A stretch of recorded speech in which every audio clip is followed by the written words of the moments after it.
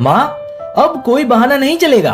अब तो पापा भी रिटायर हो गए हैं, इसलिए अब आप हमारे पास आ जाओ हमेशा के लिए।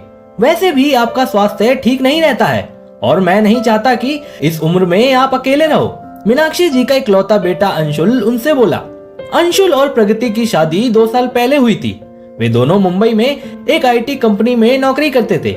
शादी के 1 महीने बाद दोनों मुंबई चले गए थे। अंशुल के पापा विजय जी अभी कुछ दिन पहले ही नौकरी से रिटायर हुए थे, जबकि मीनाक्षी जी ने स्वास्थ्य संबंधी कारणों के चलते समय से पहले ही रिटायरमेंट ले ली थी। पहले अंशुल और प्रगति के कई बार बुलाने पर भी मीनाक्षी जी यह कहकर उनके पास जाने के लिए तैयार नहीं होती थी कि तुम्हारे बाबूजी को मुश्किल होगी। इसलिए अब अंशुल पापा की रिटायरमेंट के बाद उन्हें अपने पास बुला रहा था। अंशुल और प्रगति की जिद के आगे उन्हें हाँ करनी ही पड़ी। आखिरकार वे दोनों बच्चों के पास मुंबई पहुंच गए। बच्चों से मिल दोनों बहुत खुश थे और अंशुल और प्रगति की भी खुशी का कोई ठिकाना ना था। बातों बातों में कब दिन बीत गया पता भी ना चला। अगले दिन जब मीनाक्षी जी सोकर उठी तो अंशुल किचन में चाय बना रहा था। उसे देखकर वह हैरान हुई, लेकिन उस समय वह चुप रही। फिर थोड़ी देर बाद उन्होंने देखा कि प्रगति सब्जी बना रही थी तो अंशुल टोस्ट बना रहा था। नाश्ते के बाद दोनों ऑफिस चले गए। आज प्रगति ने अपनी काम वाली बाई राधा को बाद में आने को कहा था, क्योंकि अब तो माँ बाबूजी घर पर ही थे। अब शाम को ऑफिस से आने पर आदत अनुसार अंशुल हाथ मुंह धोकर चाय बनाने चला गया और प्रगति मम्मी पापा के पास बैठ गई। यह देख मीनाक्षी जी से रहा ना गया। वह अंशुल के पास जाकर बोली, बेटा, बहू तो बैठी है और तुम चाय बना रहे हो।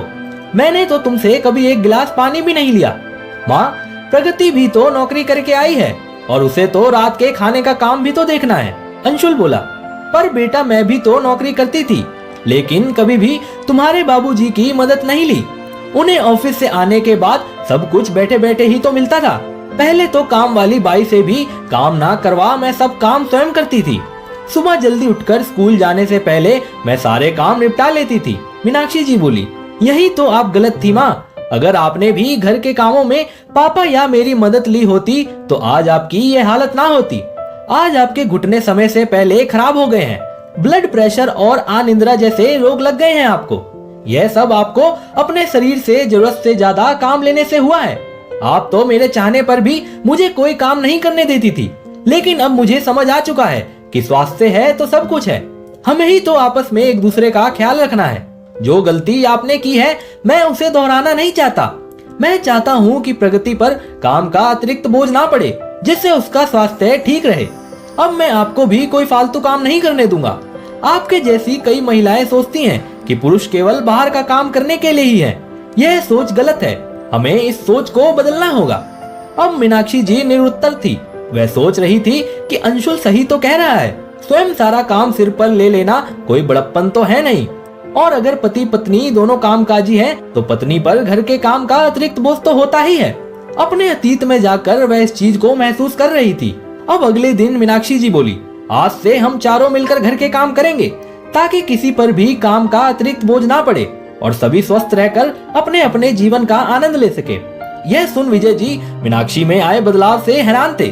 जब उन्हें पूरी बात पता चली तो वे बोले, आखिर अंशुल, तुमने अपनी माँ को आईना दिखा ही दिया कि मिलजुल कर चलने में ही सबका हित छिपा होता है। दोस्तों, सच ही तो है कि एक कामकाजी महिला के लिए अकेले घर और बाहर की जिम्मेदारी उठाना मुश्किल तो होता ही है। अगर परिवार में सभी मिलजुल कर काम करें तो काम आसान हो जाता है। दोस्तों, आपकी इस वीडियो के बारे में क्या राय है कमेंट करके जरूर बताइएगा, और इसी तरह की इंस्पिरेशनल वीडियोस देखने के लिए हमारे पेज को फॉलो कीजिएगा। तो मिलते हैं अगली वीडियो में। आपका बहुत बहुत धन्यवाद।